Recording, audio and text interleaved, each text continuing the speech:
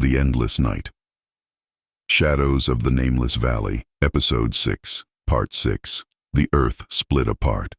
A deafening crack echoed across the clearing as another section of ground collapsed into the widening fissure. Andre threw himself backward. Stone fragments erupted through the air. Dust and red light filled the clearing. For several seconds, nobody could see anything. The world became a blur of noise, darkness, and falling debris. Then the dust began to settle. What remained was worse than anything they had imagined. The fissure had doubled in size. Ancient monoliths that had stood for centuries now lay shattered across the clearing. The circle was broken. The lock was failing, and whatever had been sleeping beneath the valley was closer than ever to the surface.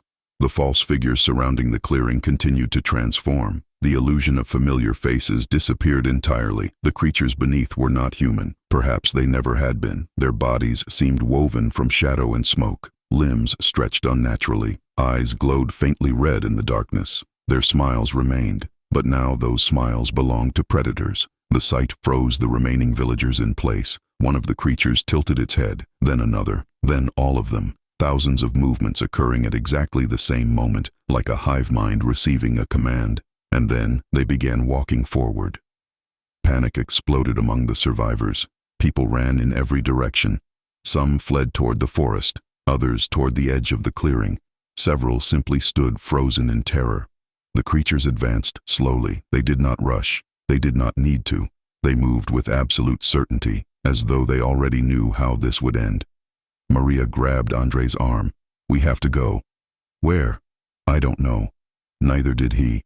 Every path seemed impossible. The forest was filled with darkness. The clearing was collapsing, and the thing beneath the valley was rising.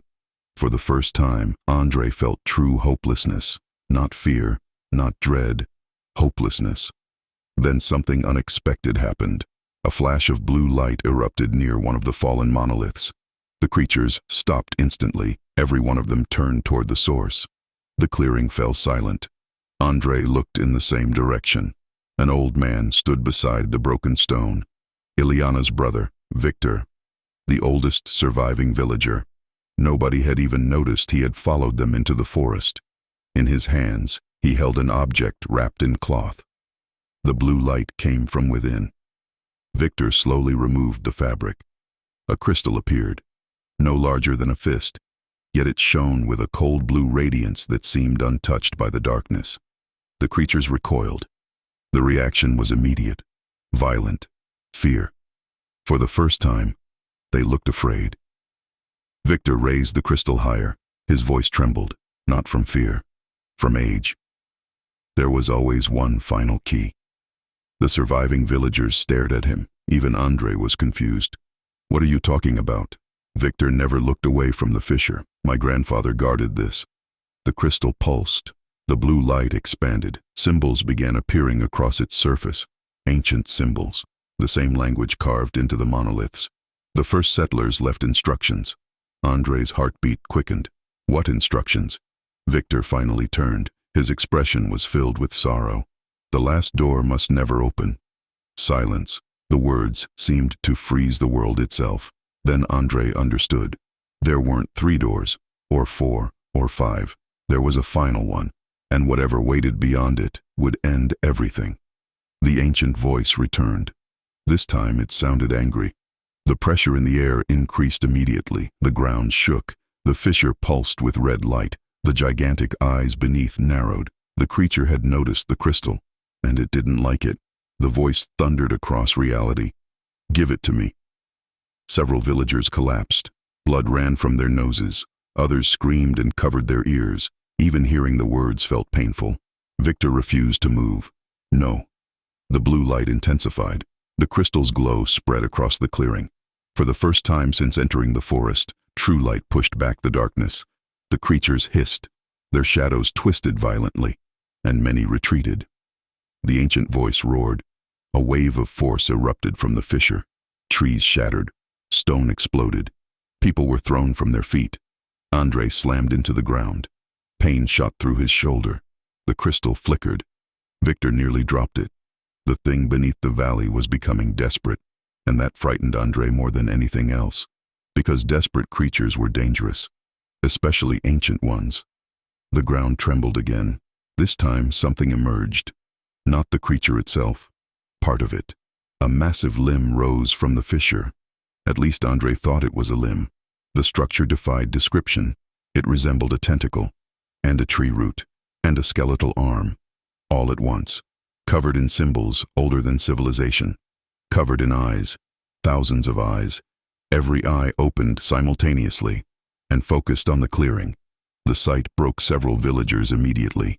One man began laughing hysterically. Another collapsed unconscious. A woman simply screamed, and kept screaming. The creature's limb climbed higher. The fissure widened around it. The valley groaned. The mountains themselves seemed to shake. Andre understood what was happening. The world could no longer contain it. Reality was failing. The barrier was collapsing. If the creature fully emerged, there might be nothing left to stop it. Victor staggered. The old man was weakening. The crystal's light flickered. The darkness responded instantly. The creatures surrounding the clearing advanced once more. Closer, closer. Like wolves, sensing weakness, Maria drew nearer to Victor. "We need to help him." Andre nodded, but before either could move, Victor raised a hand. "No." His voice remained calm, almost peaceful. "What?" Victor looked toward the crystal, then toward Andre. "I wasn't brought here to survive." The meaning hit immediately. "No." Victor smiled sadly.